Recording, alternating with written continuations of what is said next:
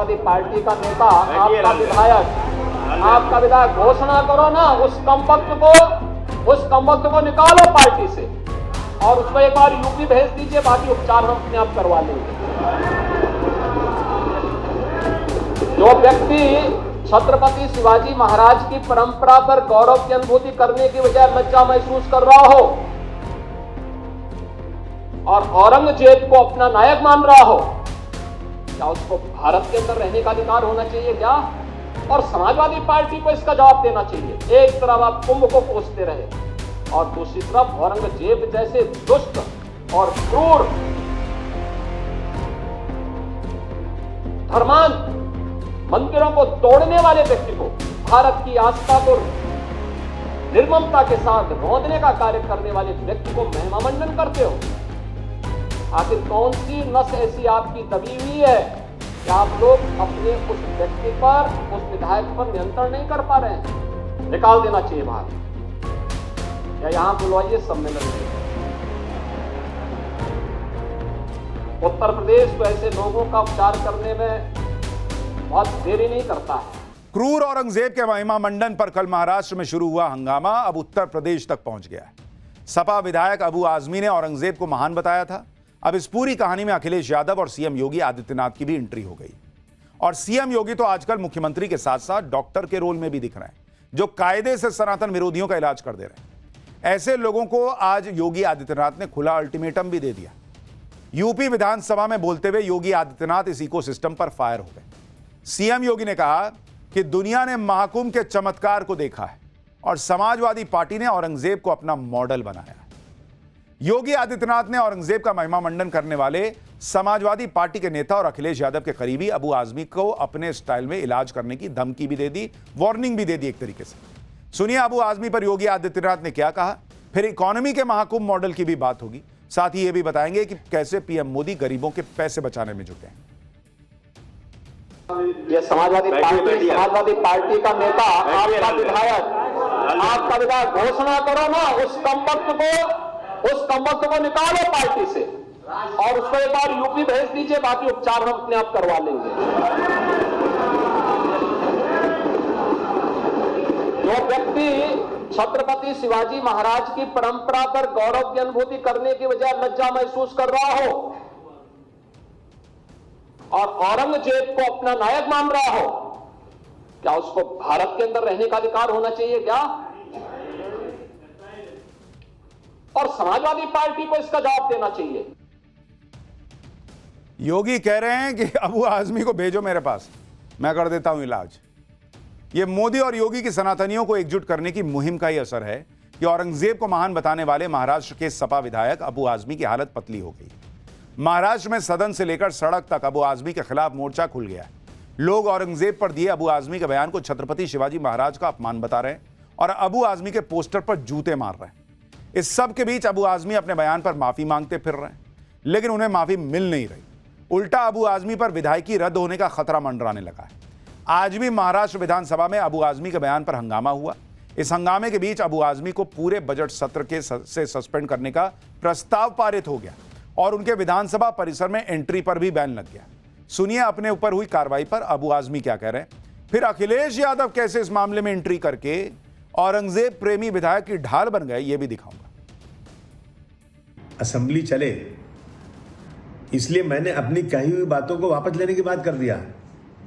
मैंने कोई गलत बात तो किया नहीं था, लेकिन उसके बाद भी कि ये सब जो बाउंडर चल रहा है, जो असेंबली रोकी जा रही है, असेंबली चले और बजट सेशन में कम से कम कुछ काम हो। कारपोरेशन इलेक्शन पिछले 3 साल से हुआ नहीं है, गलियां खराब पड़ी हैं, बहुत सारे काम रुके हुए हैं। इसलिए मैंने अपनी उन बातों को जो मैंने असेंबली में बाहर कहा था उसको मैंने वापस भी लिया है, लेकिन उसके बाद भी सस्पेंड किया गया।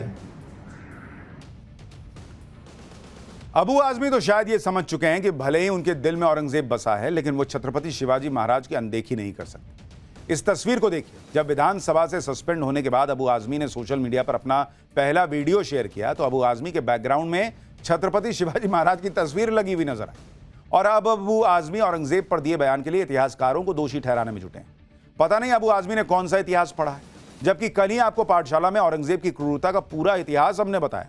सुनिए अपने बयान की सफाई में अबू आजमी क्या कह रहे हैं। ऐसा है कि मैं उस वक्त जिंदा नहीं था, मैंने अपनी आंखों से तो देखा नहीं है। मैं तो वही बोलूंगा जो हिस्ट्री में लिखा हुआ है।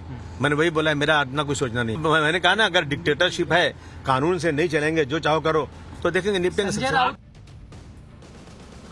औरंगजेब को हीरो बताने वाले अबू आजमी तो पीछे हट गए, लेकिन शायद अबू आजमी के बयान में अखिलेश यादव को मौका नजर आ रहा है। इसलिए अखिलेश यादव ने अबू आजमी के बयान को विचारधारा से जोड़ दिया और कह रहे हैं कि सही बात कर रहे हैं। अबू आजमी को सस्पेंड किए जाने पर अखिलेश यादव ने ट्वीट किया कि निलंबन का आधार यदि विचारधारा से प्रभावित होने लगेगा तो अभिव्यक्ति की स्वतंत्रता और परतंत्रता में क्या अंतर रह जाएगा। हमारे विधायकों या सांसद, उनकी बेखौफ बुद्धिमानी बेमिसाल है। कुछ लोग अगर सोचते हैं कि निलंबन से सच की जुबान पर कोई लगाम लग सकता है तो फिर यह उनकी नकारात्मक सोच का बचपना है।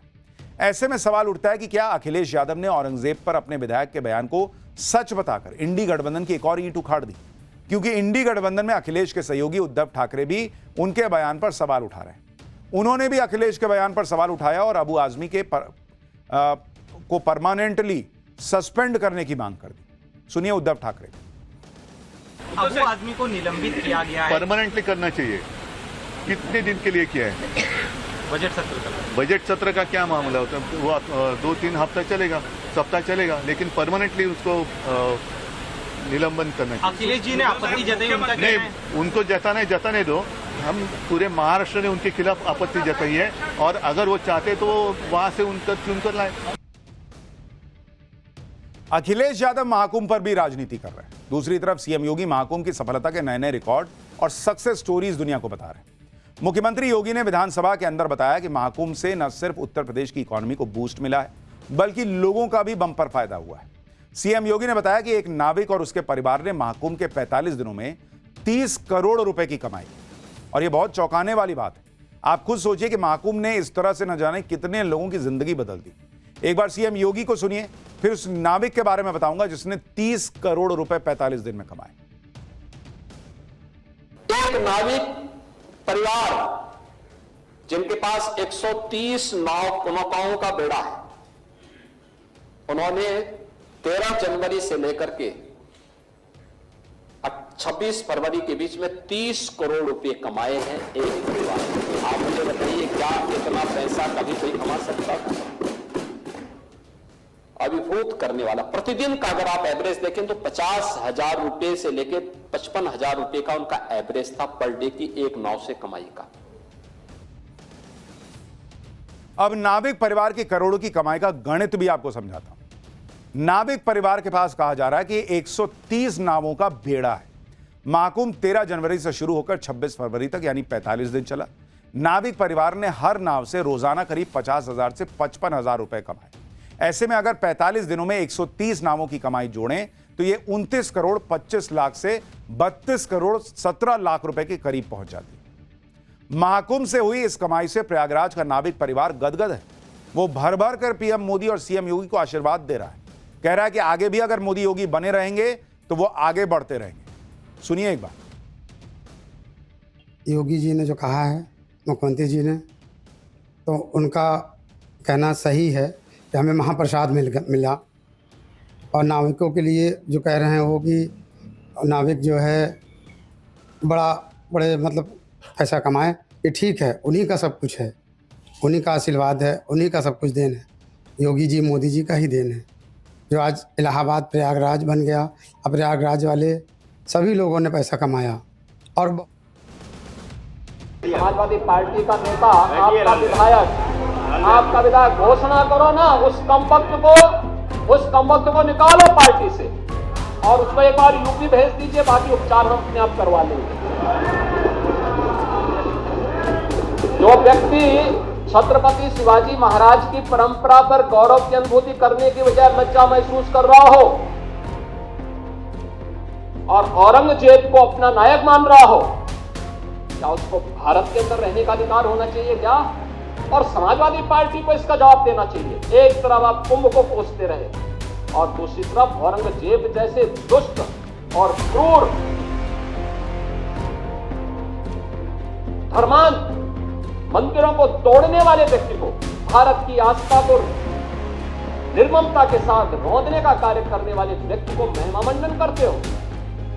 आखिर कौन सी नस ऐसी आपकी दबी हुई है कि आप लोग अपने उस व्यक्ति पर, उस विधायक पर नियंत्रण नहीं कर पा रहे हैं। निकाल देना चाहिए बाहर या यहां बुलवाइए सम्मेलन में। उत्तर प्रदेश को ऐसे लोगों का उपचार करने में बहुत देरी नहीं करता है।